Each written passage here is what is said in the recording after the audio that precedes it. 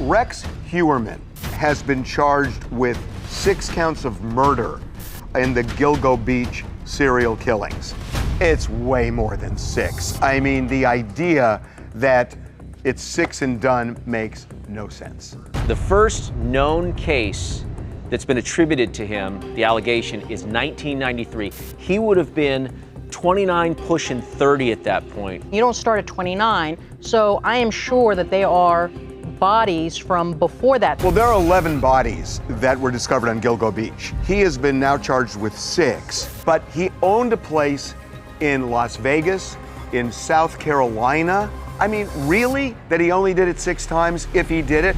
What happened in Las Vegas? Did he just not want to be a serial killer in Las Vegas? Did he not want to be a serial killer in South Carolina? I think absolutely there's a huge likelihood that he killed in a place like Vegas where you have a lot of sex workers. And they didn't do anything. They didn't catch him. They could have, but they didn't catch him until last year. Are we saying that this has gone unsolved for so long because it's been covered up for so long, or this is a newer development? Oh, I can prove this to you. There is a guy named David Schaller who was roommates with a woman named Amber Costello, who was one of the sex workers who was murdered. And this was 2011 this happened. He wasn't caught till 2023. Listen to Dave Schaller. My name is David Schaller. I was a very good friend of Amber Costello. I was out, she calls me, and it was like the guy, didn't want to take no for an answer and started grab-assing on her, and was basically, trying to pull her down to, to rape her. So came flying back to the house, busted through the door, and there's a giant in my living room, basically. It was like Frankenstein. I was like, you gotta go. And he's like, he just shook his head. He's like, nope. I punched him in the face, went out the front door, knocked him down the stoop, kicked him in the chest a couple times. He got up, dropped a couple more punches on him, he hit me, and finally I picked up a rake that I had there and I was gonna smash him in the face with the rake. He got in his car and bounced. So he was driving a Chevy Avalanche, which is a really obvious car on the road. This is not a Toyota Camry. This is something that stands out. The second she went missing, the first person that came to my head was that dude. All they had to do was run avalanches in Massapequa and the case is over. Dave Schaller was saying, I saw the car.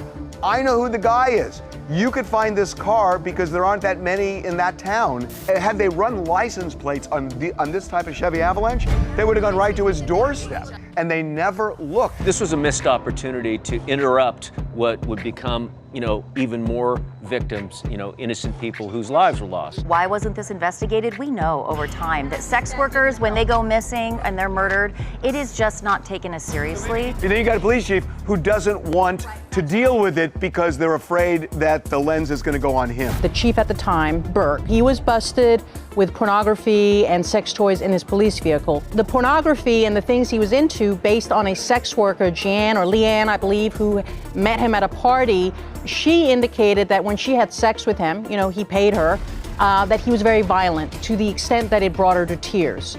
So he had similar tendencies and fetishes, I suspect, as Heuermann. There was a story put out by a girl who, they didn't reveal her name, but when she was young and she was a runaway, she claimed that she was in a hotel room with both of them at the same time. So clearly there was some connection there. And Heuermann was basically picking up sex workers and killing them. Right. Using burner phones to reach out to them, had tons of violent pornography that they were able to find on burner email accounts. I mean, this was a prolific sexual sadist. I don't think it's plausible that he's a late in life serial killer. That's just not how it goes down. Like, oh, now I'm in my 40s and all of a sudden I'm a serial killer. They actually found what they call a murder planning manual that he had drafted that seems to encapsulate lessons that he was learning, things that he wanted to do differently for the next time to avoid being caught.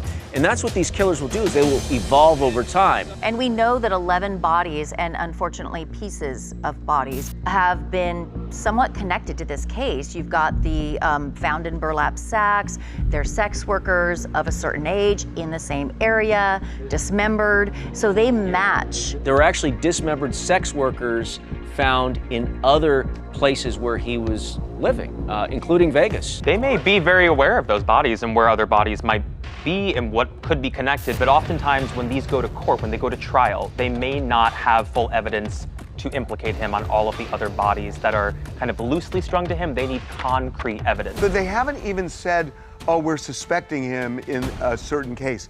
We haven't heard anything out of Vegas, anything out of South Carolina.